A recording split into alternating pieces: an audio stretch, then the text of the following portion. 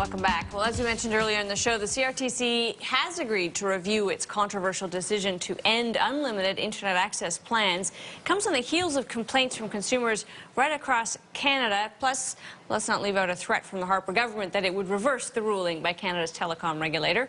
Lawrence Surtees is the lead Canadian telecom analyst with IDC. Great to have you here. Yeah, thanks, Amanda. This is one that we really wanted to try to get the issues down without any bias, because we had on the other day two sides of this argument from industry, but they're both kind of beating their own drum. Consumers are probably a little confused about whether they're being ripped off or not, which in the end is what we really care about. What at issue here is, according to the regulator, you pay for what you use like any utility. Is that not a valid argument? Sort of. You know, hydro coming through the lights, gas through a pipe, whatever. Yeah. But telecom has traditionally been a bit different. And I agree, earlier this afternoon on a colleague's show, Tony Clement, the minister, was saying, you know, remember the old days of a landline telephone? If I talked for 10 hours a day on long distance and someone talked an hour, yeah, we paid accordingly on long distance. But if we held the phone up on local, well, you just talk. Yeah.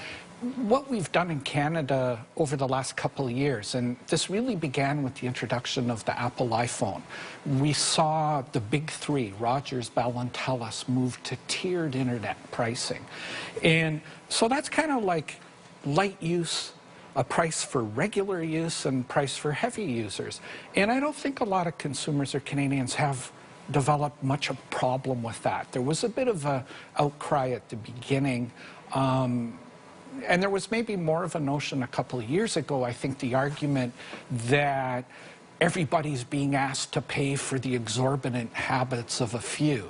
Well, let's put that in perspective. Less than 1%, according to the CRTC's own surveys, showed less than 1% of Canadian internet consumers use more than 40 gigabits of data a month. But this policy coming up has to forecast the future here. Let me throw something out here. I am now using my wireless devices, in the case of an iPhone, to downstream video materially. And if I'm in a cell zone where there's another 5,000 people doing the same thing, it is going to degrade the quality of everybody else's services. Why shouldn't I pay more? Sure. And so you're bringing, that's another nuance. No, it's a very important nuance.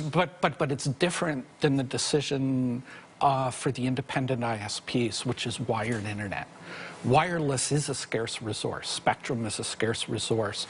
And if we're talking about the little rocket sticks in our laptops, yeah, we should all pay according to that, because you can't get everybody at the same time doing the same thing on that hunk of spectrum at that cell tower. And again, we have tiered pricing for that. So I have a plan. I see degradation on my wireline as well. In my own neighborhood, at between 5 and 7 o'clock, it's much slower. So you can't tell me that that doesn't make a difference when every kid's downstreaming video. But do you have a tiered plan?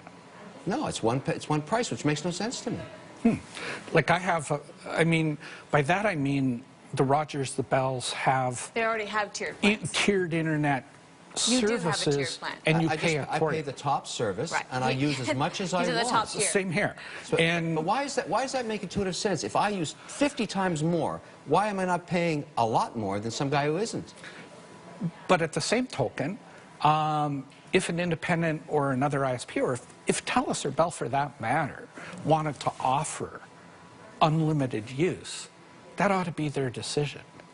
The issue, I think, with this CRTC ruling is, where did it come from? Who asked for it? Because nowhere does it seem to say that it was Bell or TELUS or... Well, presumably it was Bell or TELUS, because the independent ISPs are offering something on their networks that they themselves aren't offering. You can see why that might cause them some consternation. Right. But Lawrence, the thing I want you to explain to viewers and to me while you're at it is, does it actually cost Rogers materially more if I'm downloading more? Because this is the technology, and what you're paying for is the question. It's like somebody made the analogy to long distance the other day, and it was like a light bulb went off for me, because it's not that it doesn't cost more, but does it cost as much as they're saying it does? Why does that matter? Am I being gouged is the question, because we have this protected little duopoly. Why does that matter? Why don't you let him run the business that way? I don't want to be gouged. Right. And to me, the issue with the CRTC decision is one of fairness to the industry structure and to competitive players. If somebody wants to offer an unlimited plan, then let them. That's their corporate decision. I agree with you. What this CRTC decision states is that all you independent ISPs, and let's put it in perspective for our viewers, there's 800 independent ISPs still in this country. Yeah. Not just Bell, TELUS, So Rogers, the nice three big boys. But they might grow. Or Riptide in Brockville that does, you know, some fixed wireless because Bell and Rogers don't deign to provide service there. Those guys are the cockroaches of the industry. They're not putting a lot of money. I don't think they're cockroaches. They invest money. Or the angels. They do. They invest money and they provide service. Compared. They provide service to some people who wouldn't have otherwise had it, is one point. I'm just saying, where did the CRTC come from thinking, did it ought to impose this model where do you think it came on from? everybody? I think in the back room from Bell, TELUS, Rogers. Pressure. But the other issue, to Kevin's point, is there a material cost if somebody's doing unlimited? Not as much. Every 18 months, since 1970, there's a law called Metcalfe's Law with fiber optics, that the capacity of the fiber network, the backbone for the internet, is on optic. Doubles every 18 months. So the cost per bit, the cost to the facility carrier is dropping. All the time. So the argument that they have to say, well, this is costing us much, should fall by the wayside. Lawrence, good to have you here for this. Yeah, Lawrence thanks, Surtees, lead Canadian telecom analyst for IDC. Time now to zip around the globe.